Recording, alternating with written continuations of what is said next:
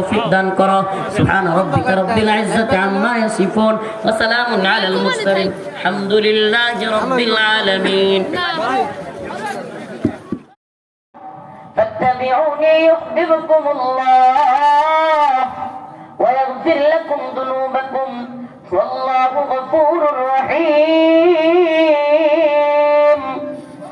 আল্লাহ রাব্বুল আলামিন তার পয়গম্বর সরকারে দু আলম মুহাম্মদ আরবি সাল্লাল্লাহু আলাইহি ওয়াসাল্লাম কে বলেন, ও নবী, ও প্রিয় হাবিব, জানায়া দেন পৃথিবীবাসী যদি আপনার অনুসরণ করে তাহলে আমি আল্লাহকে ভালোবাসতে পারবে, পেতে পারবে।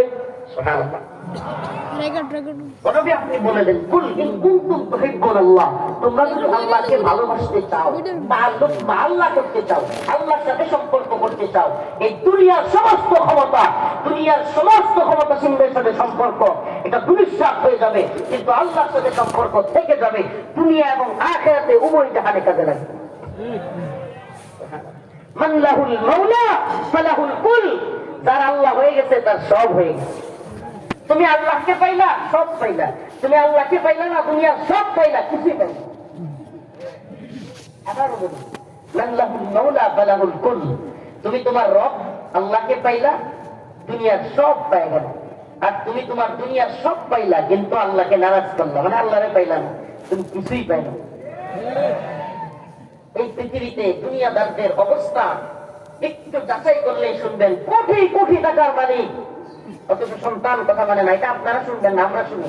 হুজুর একটু দোয়া করেন, হুজুর ছেলেটার কথা শুনেন, হুজুর একটু দোয়া করে দেন, মেয়েটার কথা শুনেন। আমি তো বলি, বাবা, তোমার অধীনস্থরা, তোমার কর্মচারী, তোমার ড্রাইভার, তোমার সন্তান, তোমার স্ত্রী তোমার কথা কেন শুনে না?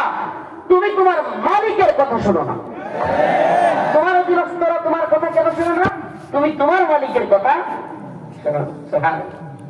এজন্য ভাই, আল্লাহকে ভালোবাসার দরকার আছে না নাই? কথা কয় না, আছে না নাই? রাসূলুল্লাহ সাল্লাল্লাহু আলাইহি ওয়াসাল্লাম একটা হাদিসের মধ্যে বলেছেন, কোন ব্যক্তি মরুভূমিতে উট হারায় গেছে। উট, এই ঘটনাটা আমি প্রায়ই বলি, এটা বুঝার জন্য খুব জরুরি। উট মরুভূমিতে, চতুর্দিকে বালু আর বালু, এমন উত্তপ্ত গরম বালু যে পা রাখা যায় না, পা কি করা যায় না, রাখা যায় না, চতুর্দিকে বালু। হঠাৎ করে তার উঠটা নাই, এখন সে হাঁটতেও পারতেছে না, আর কোনো বাড়ি ঘর নাই, যেতেও পারতেছে না। তীব্র রোদে সে শরীর পুড়ে যাওয়ার মতো অবস্থা।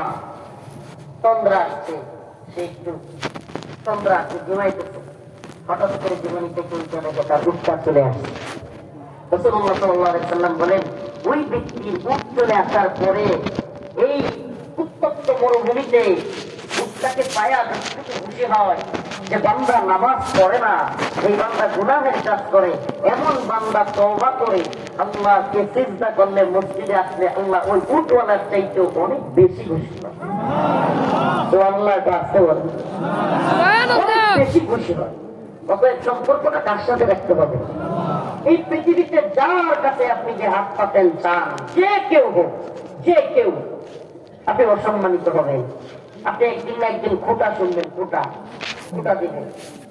যদি সে নাও দেয়, তার ছেলে অথবা তার স্ত্রী কিংবা আশপাশ থেকে কেউ বলবে, তুই তো মুখের কাছ থেকে নিয়ে চলিস, এগুলো বলবে। এই কষ্ট আপনি অবশ্যই ফিল করবেন। কিন্তু যদি মালিকের কাছ থেকে চায়া নেন, সুবহানাল্লাহ, দুনিয়াদারদের কাছ থেকে চায়া নিলে অসম্মানিত হবেন, আর মালিকের কাছ থেকে চায়া নিলে আপনি সম্মানিত হবেন। তাইলে চাইবো কার কাছে? তরিকা কি? রাসূলের সুন্নাহ। তরিকা কি? পৃথিবীতে আপনি সফল হতে হলে রাসূলের সুন্নাহ ব্যতীত হতে পারবেন না। আদর্শ মানতে হবে রাসূলের। পৃথিবীর সমস্ত তন্ত্রমন্ত্রের উপরে আল্লাহর রাসূলকে, এই দ্বীনকে প্রতিষ্ঠিত করবার জন্যই আল্লাহ তাআলা পাঠিয়েছেন। হুয়াল্লাযী আরসালা রাসূলাহু বিল-হুদা ওয়া দীনিল হক লিইয়ুযহিরাহু আলাদ দীনি কুল্লিহি। আল্লাহ পাক বলেন, আমি রাসূলকে সত্য দিন সহকারে হিদায়াত সহ দুনিয়াতে পাঠিয়েছি।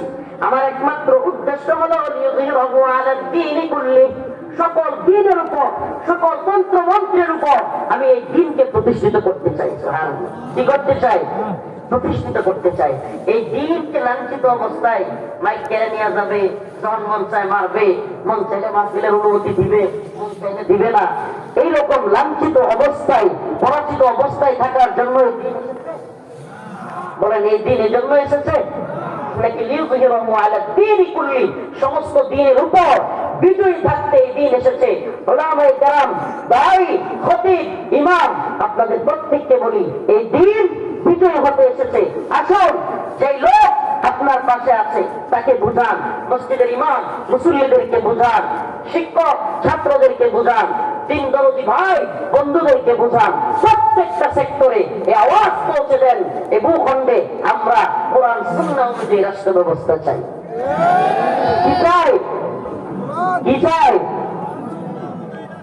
আমাকে গত কয়েকদিন ধরেই বিবিসি ওয়ার্ল্ড থেকে একেবারে মুলিয়া থেকে আমাকে বলতেছে, হুজুর আমাদের এখানে একটা আপনাদের মিশন কি, আপনারা কি চান, ভারতীয় আগ্রাসন সম্পর্কে কিছু বলুন, এগুলো নিয়ে একটা আমন্ত্রণ জানাচ্ছে যে আমি যেন কিছু বলি, কিছু প্রশ্ন করবে উত্তর দেওয়ার জন্য। আসলে আমাদের মিশনটা কি? প্রত্যেক দলের বলেন, সংগঠনের বলেন, চিন্তা চেতনা থাকে, তাদের একটা মিশন থাকে, তারা কি করতে চায়। আমাদের মিশনটা কি? এদেশে ইসলামপন্থীদের মিশন কি এবং আমাদের মিশনটা কি হওয়া উচিত? আশ্চর্য লাগে, এদেশে কেউ আব্রাহাম লিঙ্কনের গণতন্ত্রকে বিজয়ী হিসাবে দেখতে চায়, প্রতিষ্ঠা করতে চায়, যদিও গণতন্ত্রের গোটা পৃথিবীর কোথাও নাই। গণতন্ত্রের মূল যে কথাগুলো বলে এটা একটাও কিছুই নাই।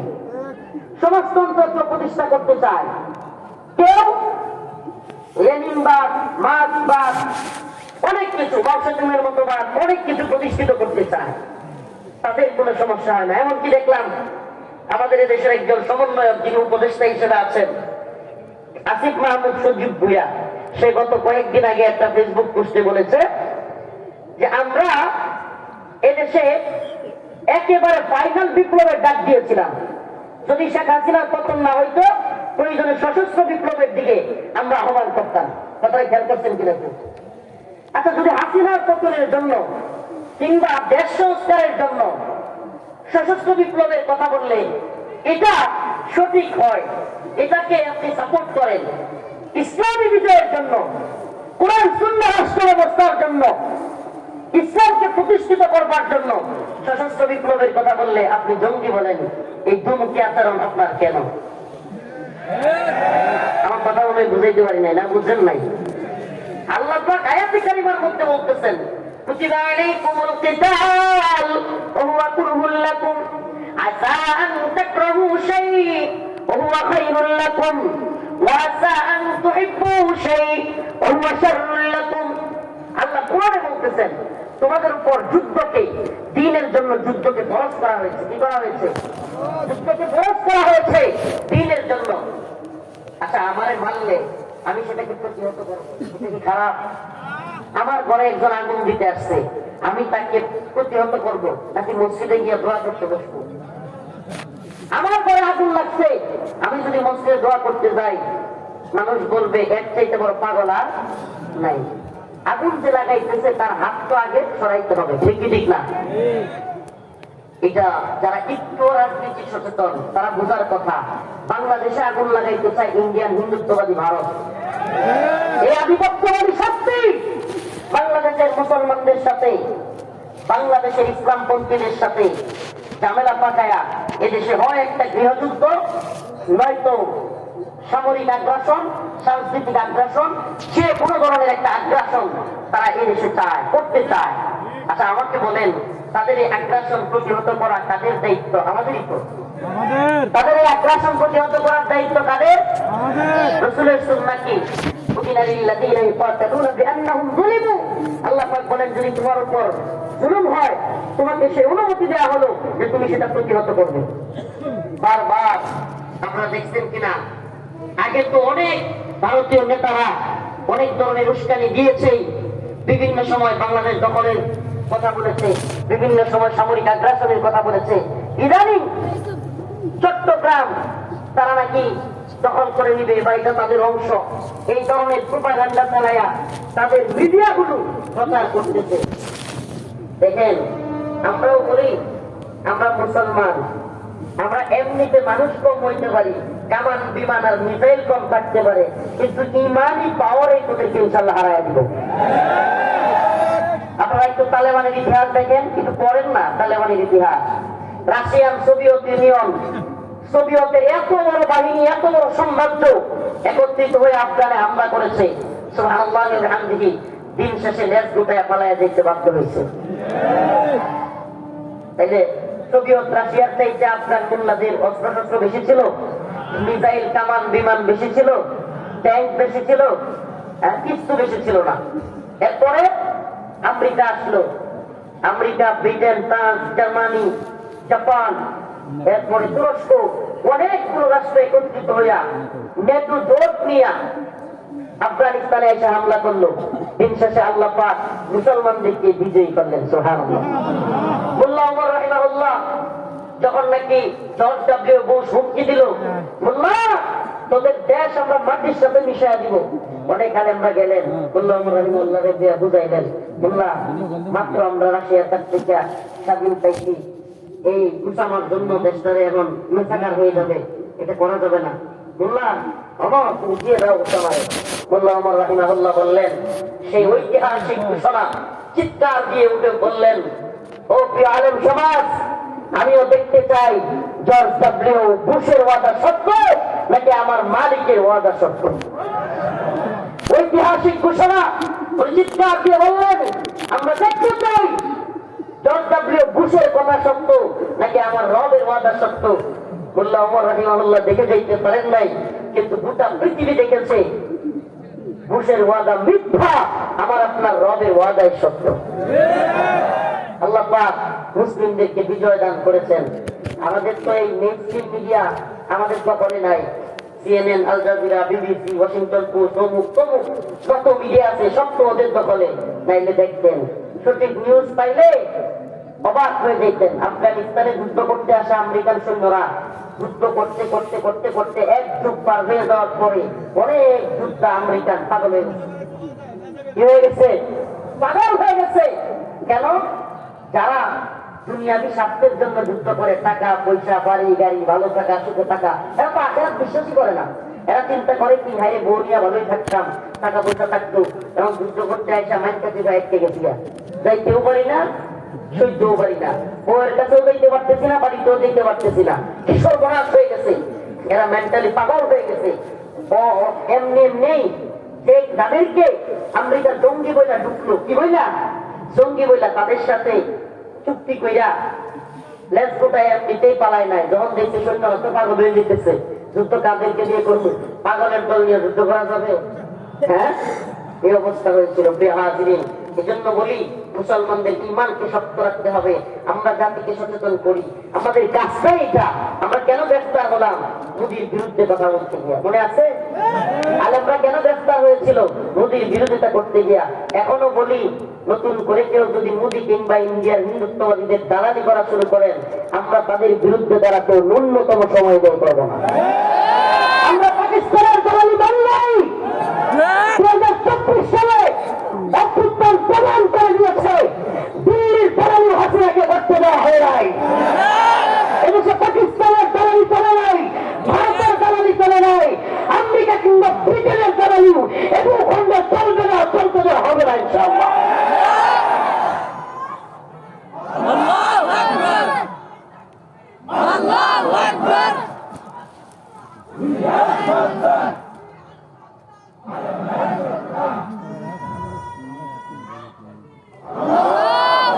আল্লাহ পাক তার ইমানি জজবাকে আরো বাড়ায় দিন। এরা আমাদের আগামীর স্বপ্ন, এরা আমাদের আগামীর স্বপ্ন সারথি। এই যুবকদের অন্তরে আমরা একটা কথা ফিট করতে চাই, এরা যদি বুলেট নিয়ে, বন্দুক নিয়ে, কামান নিয়ে আয়ে, আমরা ফিলিস্তিনের মতো ঢিল মেরে এগুলো বেরলাম।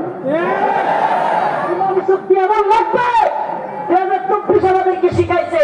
আমরা ফিলিস্তিনের ভিডিও দেখতাম, হাই হাই কামানের সামনে সশস্ত্র বন্দুক নিয়ে, কামান নিয়ে আসতেছে ফিলিস্তিনের ছোট ছোট বাচ্চারা, ঢিল নিয়ে, গুলাল নিয়ে ওদেরকে মারতেছে। সুবহানাল্লাহ। 2024 আমাদেরকে দেখাইছে টুলা টুলা পুলিশ রে ছোট ছোট বাচ্চারা গ্রেফতারের মধ্যে বসে মারতেছে। সুবহানাল্লাহ। এই বিপ্লব সবচেয়ে সবচেয়ে বেশি যে খুশিটা আমি হয়েছি, হাসিনা চলে যাওয়ার চাইতেও বেশি খুশি হয়েছি, আনন্দিত হয়েছি। এই উম্মার যুবকেরা বুলেটের সামনে, কামানের সামনে দাঁড়াইতে শিখছে। যে জাতি বুলেটের সামনে, কামানের সামনে দাঁড়াইতে শিখে, এই জাতিকে কেউ রুখে দিতে পারে না, দাবায় রাখতে পারে না। ইতিহাস সাক্ষী যে জাতি প্রতিরোধ করতে জানে। ও প্রিয় হাজিরিন, মুসলিমদের সংখ্যা এত লাগে না। আল্লাহ রাসূল বলেছেন, আমার উম্মত যদি 12,000-এর উপরে হয়, হাজার, আমার উম্মত যদি 12,000-এর উপরে হয়, পৃথিবী এমন কোন পরাশক্তি নাই আমার উম্মতকে নিশ্চিহ্ন করে। রাসূলের ঘোষণা 12,000, কয় হাজার? আমার উম্মত যদি 12,000 হয়, আর যদি আল্লাহর উপর ভরসা রেখে লেগে যায়, আল্লাহ বলেছেন কাম মিন ফিয়াতিন কালিলা গালাবাত ফিয়াতান কাসীরাতান বিইذনিল্লাহ। ছোট্ট ছোট্ট দলকে, আল্লাহর উপর ভরসাকারী ছোট্ট ছোট্ট দলকে আল্লাহ পাক বড় বড় দলের বিরুদ্ধে গালাবাত ফিয়াতান কাসীরাতান বিইذনিল্লাহ বিজয় দান করেছেন। সুবহানাল্লাহ। এজন্য আমাদের অন্তরে হিম্মত লাগবে। এখন আপনি চিনবেন না হকপন্থী কারা, মাইল লাগবে বুঝবেন, তো বিষয় বুঝেন নাই, নিফাকি কারা, আসলি হিম্মতওয়ালা কারা, কিছুটা বুঝছেন। আর যদি হামলা হয় তাহলে আরো বুঝবেন। তখন অন্য কাউরে কান্দে না লইয়া ইনশাল্লাহ এই লোকগুলো নিয়ে ঘুরবেন। এই জাতিকে আমরা ভালোবাসি। এই জাতির দুর্দিনে দুর্বিপাকে আলেমরা ঝাঁপায়া পড়ে, বন্যায় দুর্যোগে দুর্বিপাকে সব সময় উলামায়ে কেরাম এই জাতির পাশে দাঁড়ায় যায়। ঠিক ঠিক না? কথা সত্য না মিথ্যা? উলামায়ে কেরাম আছে। আমরা আপনাদেরকে সজাগ করি, রাসূলের আদর্শের সৈনিক হতে হবে। এটা কথা মনে রাখবেন, যে জাতি সচেতন হয় না সে জাতি সব সময় ব্যর্থতার অতল গহ্বরে নিমজ্জিত হয়। অচেতন জাতি বিজয়ী হয় না, অচেতন হওয়া যাবে না। ভারতীয় আগ্রাসন খুব ভয়াবহ। ভারত তাদের পুতুল, সাজানো গুছানো পুতুল, যেটাকে 74 পরবর্তী, 75 পরবর্তী, 81 পর্যন্ত প্রায় 5-6 বছর সেই পুতুলকে তারা সাজায়া গুছায়া সুন্দর করিয়া তারা বানাইছে। সেই পুতুলকে আমরা ফ্লাইং দিয়ে দিল্লি পাঠাই দিচ্ছি, তাদের কষ্ট কম না। বুঝেন নাই? আল্লামা সাইদি রাহিমাহুল্লাহ সেই কথা বললাম আর কি। সরকার যে তিরিং শুরু করেছে, বাংলার জনগণ এমন ফ্লাইং দিবে যে মামার বাড়ি দিল্লিতে গিয়ে পড়বা। ওইটা বললাম আর কি। এই ফ্লাইং যে মারছেন 75 থেকে 81 পর্যন্ত 6 বছর ভারতের ইচ্ছা এটারে র সহ অনেকে মিললে এটা একটা পুতুল বানাইছিল। তাদের সব কথা শুনবে, তাদের যা যা চায়, ট্রানজিট লাগলে ট্রানজিট দিবে, মোংলা বন্দর লাগলে বন্দর দিবে, বাংলাদেশের ভিতর দিয়ে রেল লাইন লাগলে রেল লাইন দিবে। তারা গুলি করে সীমান্তে আমাদের বোনদেরকে ভাইদেরকে মারবে, তাতেও প্রতিবাদ করবে না। তিস্তা আটকায়া আমাদেরকে বন্যায় আটকায়া আমাদের মরুভূমি বানাবে, আবার মন চাইলে বন্যা দিয়ে আমাদেরকে মেরে ফেলবে। তাও দেখবেন একবার বলবে স্বামী স্ত্রী, একবার বলবে রক্তের সম্পর্ক, যা মন চায় দালালি করে যাবে। এই পুতুলকে তো তারা এই জন্যই বানাইছিল। আপনারা যখন পুতুলের লাঠি মারছেন গায়ে লাগছে না? কথা বলে গায়ে লাগছে না? এমন গায়ে লাগছে, হাসিনা দেওয়ার সাথে সাথে সেই বাদ 54 বছরে ছাড়ে নাই, সেই বাদগুলো ছেড়ে দিয়া বাংলার জনগণের রাখতাম না। আপনার কি মনে হয় যে খেপাকে ছিল সত্যিকার অর্থে যদি ইন্ডিয়ার অবস্থান ভালো থাকতো আসলে তারা তো চিন্তা করছে কি সর্বনষ্ট হয়েছে। মণিপুরে এমনিতেই অস্থিরতা চলতেছে, এদিকে ত্রিপুরায় চলে, কাশ্মীরে চলে, যেই দিকে সব দিকে আমাদের যদি গোলাগুলি লাগাই দেই তাইলে আমার অস্তিত্বই থাকবো না। মোল্লারা কি আফগানিস্তানে মুসলমানরা এনে মারবো, পাকিস্তান আফগানিস্তানের মোল্লারা কি বৈশা বৈশা কি বলি ধরতে হবে নাকি? সব বুঝে রাজনীতি। এরা মনে করে আমগরে সহানুভূতি দেখাইতেছে, কিছু করে নাই। এরা পারলে আক্রমণ করতো, কিন্তু ইনশাআল্লাহ পারবে না। মুসলিমরা জাগ্রত হয়ে গেলে পৃথিবীর কোন তাগুতি জালেম কাফের শক্তি নাই মুসলিমদেরকে রুখে দেয়।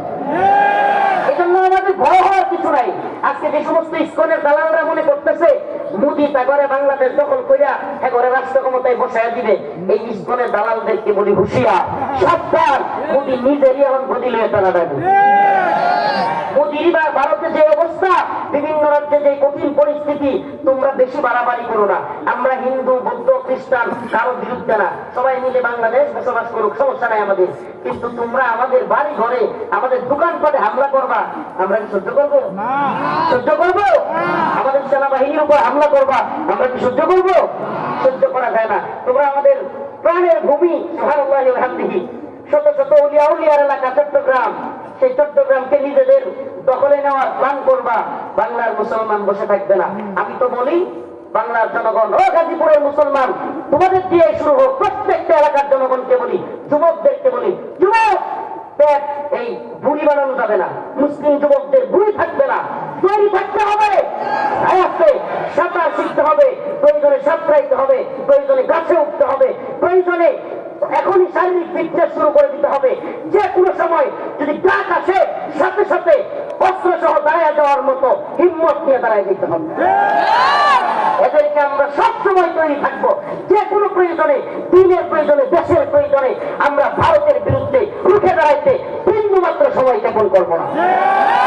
আমরা এদেরকে কঠোর জবাব দেওয়ার জন্য তৈরি আছি তো ইনশাআল্লাহ। আত্মগোপনে থাইকা ওই কি বলে এই গুহার ভিতরে থেকে আমরা ভিডিও দেওয়ার কথা আমরা না, আমরা তাদের পাশে ছিলাম, আছি, থাকবো ইনশাআল্লাহ। এখানে বলে গেলাম আর গিয়া ওই যে স্কুল সিপার ভিতরে গিয়া ওই যে ছাত্রলীগের সাদ্দাম কইছিল না, দেখা না দিলে বন্ধু কথা হইল না। এখন তার নেত্রীর উপরে গিয়ে এটা করছে। আপনি বিদেশ থেকে মানে তারেক রহমান সাহেবকে নিয়ে বলতে গিয়ে এখন নিজেরা নেত্রী কাজটা করতে হচ্ছে। মানে বলছিল দেখা না দিলে বন্ধু কথা কইও না, তুমি এই আরেক দেশ থেকে ভিডিও বার্তায় আমাদেরকে আদেশ দিবা, বাংলার জনগণ সেটা মানবে না। হাসিনা কি করতেছে, ওই আছে কোন চিপাই চাপাই কইরা এখন ছাত্রলীগের ও ইউনিয়ন পর্যায়ের নেতার লগে টেলিফোন করে নিজে আবার এটা ভাইরাল করে। ঠিক, কারণ তার বক্তব্য তো কোনো মিডিয়া নিবে না এমনি এমনি। তাহলে এটা কি করতে হবে, যে কোন একজন লোক ফোনে ট্র্যাকমেট দিয়া ভাইরাল করতে হবে, আমি আসি রে ভাই আসি। আল্লাহ পাক এদের থেকে হেফাজত করে বলে না আমি।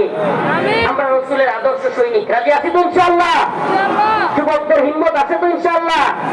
হাসি না ভাই, হাসি না, বাস্তবতা আছে। আমরা নেতারা আমাদের বুঝতেছে না তো, আমাদের এই বিচ্ছিন্নতা, আমাদের এই বিভেদ, আমাদের এই ফাটল, এক দল আর এক দলের বিরুদ্ধে কথা বলা কি ক্ষতি যে দেশের করবে। এই দেশে শুনেন, এই দেশে কোন দল কোন দেশের শত্রু না। যদি সবাই মুসলমান হয়ে থাকি, এই দেশ ইসলাম আমাদের রক্ষা করতেই হবে। এই শত্রুতা, এই বিরোধ, এগুলো ভারত এবং এই আওয়ামী লীগ। আপনি কি মনে করেন, আমি গতকালকে আমার এক আত্মীয় গত কয়েকদিন আগে জিজ্ঞেস করছিলাম, আওয়ামী লীগের নেতা, পরিচিত নেতা, আচ্ছা বলেন তো আপনি, মানে এই লোকটা একটু সচেতন টাইপের, কথা বলে সঠিক। আমি বলছিলাম সত্যি বলেন, যদি সত্যি ভারত আমাদেরকে হামলা করে বাংলাদেশে, আওয়ামী লীগের অবস্থান কি হবে? সরাসরি ভারতের পক্ষ নেবে। এরপরে যেটা উনি বললো, সরাসরি আর ভারতের পক্ষ তো নিবই। ভারত হামলা করার সাথে সাথে, একেবারে সাথে সাথে গিয়া বিএনপি, জামাত, হেফাজতের বাড়ি ঘরে গিয়ে হামলা করবো না। এদের কোনো কাজ নাই, এরা ডিরেক্ট এটা করবে। তাইলে এরা কি দেশের শত্রু কিনা? কথা কন না, দেশের শত্রু কিনা? ইসলামের শত্রু কিনা? তাইলে এরা দেশ এবং দেশের মানুষের শত্রু, ইসলামের শত্রু।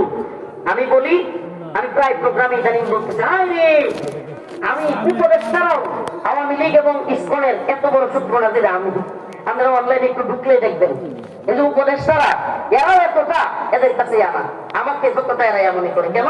আমি কয়েকটা জায়গায় এই কথা বলার পরেই যে আপনি ঘুরে ঘুরে দেখবেন, আমি দেখতেছি সারা দেশে, আপনারাও দেখবেন, কোন একটা এলাকায় আমি দেখি নাই যার মধ্যে এতগুলো গণহত্যা, আলেমদের নির্যাতন, রিমান্ডে নেওয়া, ফাঁসি দেওয়া, ছাত্রদেরকে গুলি করে মারা, এত অন্যায়ের বড় একটা দুঃখের অনুষ্ঠান নাই। আমি চাক্ষুষ সাক্ষী, আমি ঘুরে আমার আত্মীয় স্বজন থেকে আওয়ামী লীগ যেগুলো করে একটার মধ্যে আমি অনুষ্ঠান দেখি কোনো সুপারা বলতে নাই যে এতগুলো কাজ করলাম, এতগুলো মানুষকে হত্যা করলো। হ্যাঁ, এরপরে আরো কি করছে জঘন্য কাজ, সেটাই গত প্রোগ্রামে বলে আসছি। আমাদের রসুলকে কবরে, সরি আমাদের রসুলের পেটকে বিকৃত করেছিল এমানুয়েল ম্যাক্রো, ফ্রান্সের প্রধানমন্ত্রী। নাম কি? ফ্রান্সের প্রেসিডেন্ট এমানুয়েল ম্যাক্রো। আপনারা জানেন না এটা? রাসূল সাল্লাল্লাহু আলাইহি ওয়াসাল্লামের পেটকে বিকৃত কইরা, নাউযুবিল্লাহি মিন যালিক, ওই তার বড় বড় বাড়িতে ঝুলাইয়া এরপরে পর্দায় মানুষকে দেখাইছে। সেই এমানুয়েল ম্যাক্রোকে এই গত জালেম হাসিনা এমানুয়েল ম্যাক্রোকে আমরা কারাগারে ছিলাম, আপনারা দেখেন নাই? লাল গাড়িতে সংবর্ধনা দিছে, নাউযুবিল্লাহ, একটা পর পুরুষের সাথে চুমাচুমি পর্যন্ত করছে। আপনারা হাসেন, কষ্ট লাগে না? রসুলকে যে কটূক্তি করেছে পৃথিবীর সবচাইতে কুখ্যাত শাসন, অথচ তার আমাদের উচিত ছিল তাকে ঘৃণা করা, তাকে লাল গাড়িতে সংবর্ধনা দিয়েছে। শুধু তাই না, সেই লোকটার সাথে গলাগলি দরাদরি, সেই লোকটার গালে। ওদের সংস্কৃতি আর আমাদের সংস্কৃতি কি এক? ওকে বলা উচিত ছিল না যে আমাদের দেশে এটা চলে না, ইসলামপন্থীরা এটা সহ্য করবে না, বা আমরা ইসলাম মুসলিম। আসলে এগুলোর কোনো ধর্মই নেই। আল্লাহ পাক আমাদের বুঝার এবং আমল করার তৌফিক দান করুন। তো আমরা যে আয়াত কারীমা তিলাওয়াত করেছি, কুল ইন কুনতুম তুহিব্বুনাল্লাহ ফাত্তাবিউনি ইউহবিবকুমুল্লাহ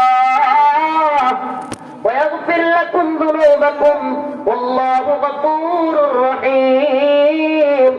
আল্লাহ রাব্বুল আলামিন বলেন, হে নবী আপনি জানায়া দেন, ইন কুনতুম তুহিব্বুনাল্লাহ, যদি আল্লাহকে ভালোবাসতে চাও তবে তোমরা রাসূলকে অনুসরণ করো। কাকে? আল্লাহকে ভালোবাসতে চাইলে, পাইতে চাইলে আমাদেরকে কোন পথে অবলম্বন করতে হবে? রাসূলের পথে, রাসূলের সিরাত, রাসূলের সুন্নাহ যেই পথে যাইতে বলে। যদি আমরা রাসূলের সুন্নাহ অবলম্বন করি, ইউহবিবকুমুল্লাহ, আল্লাহ আমাদেরকে ভালোবাসবেন। সুবহানাল্লাহ। ওয়া ইয়াগফির লাকুম যুনুবাকুম, আর আল্লাহকে যারা ভালোবাসবে, আল্লাহ যাদেরকে ভালোবাসবে, আল্লাহ বলেন আমি তাদের পিছনের গুনাহ মাফ করে দেব। আল্লাহু গফুরুর রহিম, আল্লাহ অত্যন্ত দয়ালু এবং ক্ষমাশীল। আল্লাহ পাক আমাদের সবাইকে রাসূলের আদর্শের উপরে অটল অবিচল থাকবার তৌফিক দান করুন, বলেন আমিন।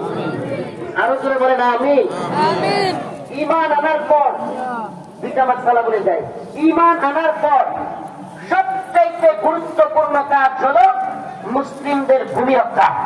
আবার বলতেছি, নামাজ নয়, নামাজ নয়, রোজা নয়, হজ নয়, যাকাত নয়। ঈমান আনার পর সবচেয়ে গুরুত্বপূর্ণ কাজ হলো মুসলিমদের ভূখণ্ড রক্ষা করা। আল্লাহর রাসূল ভূখণ্ড রক্ষার জন্য 4 ওয়াক্ত নামাজ কাজা করেছিলেন। এটা আলেমগণ জানেন, খতিবগণ, মুফতিগণ জানবেন। আল্লাহর রাসূল ভূখণ্ড রক্ষার জন্য, অতএব এই ভূখণ্ডের উপর যদি কোনো আঘাত আসে, ইনশাআল্লাহ আমরা সেটা রুখে দিব তো, ইনশাআল্লাহ রুখে দিব তো, ইনশাআল্লাহ। দলাদলি নাই, বেলামত নাই। এই ইস্যুতে ভেদাভেদ করলে দেশ, জাতি, ধর্ম সব ধ্বংস হবে। এজন্য এই ইস্যুতে, ভারতীয় ইস্যুতে, আওয়ামী লীগ ইস্যুতে আমরা কোনো ছাড় দিতে রাজি। জালেমকে নমনীয়তা দেখানো মাসদুমদের সাথে গাদ্দার। আবারও বলতেছি, জালেমদের সাথে নমনীয়তা দেখানো মাসদুমদের সাথে গাদ্দারি। মাসদুমদের সাথে, শহীদদের সাথে গাদ্দারি করা যাবে না। আমরা সব দলকে বলবো, ঐক্যবদ্ধ থাকুন ভারতীয় আগ্রাসনের বিরুদ্ধে এবং আওয়ামী জালিমদের বিরুদ্ধে সব সময় ঐক্যবদ্ধ থাকতে হবে। না হলে এই দেশে আবারও এরা সুযোগ নিবে এবং দেশ, জাতি, ইসলামের যা করার, আপনারা কি মনে করেন প্ল্যান করে করে হাসিনা প্ল্যান করে করে কাদেরকে কার করে সাইজ করতে হবে? জামাতকে কখন সাইজ করতে হবে, হেফাজতকে কখন সাইজ করতে হবে, বিএনপিকে কখন সাইজ করতে হবে, এদেশ থেকে রাষ্ট্রধর্ম ইসলাম কবে বাতিল করতে হবে, এরপরে রাষ্ট্রধর্মের বিপরীতে এই ধর্ম নিরপেক্ষতা কবে কায়েম করতে হবে, এইগুলো প্ল্যান করা ছিল, প্ল্যান করা। এই প্ল্যান করে করে হাসিনা আগাইতেছিল। আল্লাহ কয় ওয়ামাকারু ওয়ামাকারাল্লাহ ওয়াল্লাহু খায়রুল মাকিরিন। তুইও ষড়যন্ত্র করবি আর আমি আল্লাহ এটা উত্তম পরিকল্পনা করি। আল্লাহর পরিকল্পনা কি? আল্লাহ পাক বিভিন্ন দল দিয়া, মত দিয়া শেষ করেন নাই, ছোট ছোট ছাত্ররা দিয়া লাইন দিক মেরে দিচ্ছেন। আল্লাহ পাক আমাদের বোঝার তৌফিক দান করুন। আচ্ছা ঠিক আছে, এই শোনেন, মসজিদের জন্য একটা রুমাল যাবে, শুধু জাস্ট রুমাল। রুমালের মধ্যে আপনার বাবা নাই, মা নাই, মসজিদের কাজ। মান বানা লিল্লাহি মাসজিদান বানাল্লাহু লাহু বাইতান ফিল জান্নাহ। যে ব্যক্তি মসজিদ আবাদ করে সে জান্নাতে তার বালাখানা তৈরি করে। আমাদের এই ভাই 50,000 দিয়েছেন, যার যতটুকু সামর্থ্য আছে, আগে আমিও 500 দিলাম। আপনারা রুমালে রুমালে দোয়া হবে, দোয়ার আগে, মোনাজাতের আগে দান সদকা কবুল হয়। রুমাল যাবে। আপনারা যে যেমন পারে মসজিদের কাজ, আল্লাহর ঘরের কাজ, 150, 200, 500, 10 টাকা, 20 টাকা, যে যেমন পারে উঠবেন না, দোয়া করে তারপরে যান। সবাই একটু যাওয়ার চেষ্টা করেন। রুমালগুলো দ্রুত ছেড়ে দেন, রুমালগুলো দ্রুত দিয়ে দেন, দোয়া করে দেবো ইনশাআল্লাহ। ইস্তেগফার করতে থাকেন, দুরূদ করতে থাকেন, রুমাল যাবে, তারপরে দোয়া ইনশাআল্লাহ।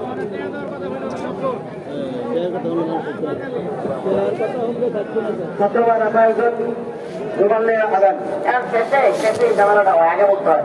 ঠিক আছে, ইস্তেগফার করেন। আস্তাগফিরুল্লাহ لا حول ولا قوة إلا بالله العلي العظيم أستغفر الله وأتوب إليه. اللهم صل على الحمد لله رب العالمين الرحمن الرحيم مالك يوم الدين إياك نعبد وإياك نستعين اللهم ارزقنا شهادة في سبيلك اللهم ارزقنا شهادة في سبيلك اللهم اجعلني صبورا واجعلني شكورا واجعلني في عيني صغيرا وفي أعين الناس كبيرا. يا الله আমাদের সবাইকে দিনদার পরহেজগার মুত্তাকি বানায় দাও। আয় আল্লাহ আমাদের সবাইকে নামাজি বানায় দাও। আয় আল্লাহ ফিলিস্তিনের মুসলমানদেরকে হেফাজত করো। আয় আল্লাহ সবাই মুসলিম, সবাই হাতে হাত রেখে ঐক্যবদ্ধ হয়ে এই ভূখণ্ড এবং ইসলামকে রক্ষা করার তৌফিক দান করো। আয় আল্লাহ সমস্ত সাম্রাজ্যবাদী আগ্রাসন থেকে আমেরিকা, ভারত সহ যত ধরনের ষড়যন্ত্র আছে সব ষড়যন্ত্র থেকে আমাদেরকে হেফাজত করো। আয় রব্বুল আলামিন আল্লাহ এই মাহফিলকে ইন্তজাম করতে গিয়া যারা শ্রমগাম দিয়েছে, যারা কষ্ট করেছে, তাদের সবার কষ্টকে কবুল আর মঞ্জুর করে নাও। যারা দান সাদাকা করেছে তাদের দানকে কবুল আর মঞ্জুর করে নাও। আয় রব্বুল আলামিন আমাদেরকে মাফ করে দাও। আয় আল্লাহ আমাদেরকে আল্লাহ সবাইকে আয় আল্লাহ বেগুনাগার মাসুম হিসেবে কবুল করো। অসুস্থদেরকে সুস্থতা দান করো। প্রবাসে যারা আছে তাদেরকে আল্লাহ ভালো রাখো, সুস্থ রাখো। আল্লাহ যারা ঋণগ্রস্ত ঋণ পরিশোধ করার তৌফিক দান করো। সুবহান রাব্বিকা রাব্বিল ইজ্জাতি আম্মা ইয়াসিফুন ওয়া সালামুন আলাল মুরসালিন আলহামদুলিল্লাহি রাব্বিল আলামিন।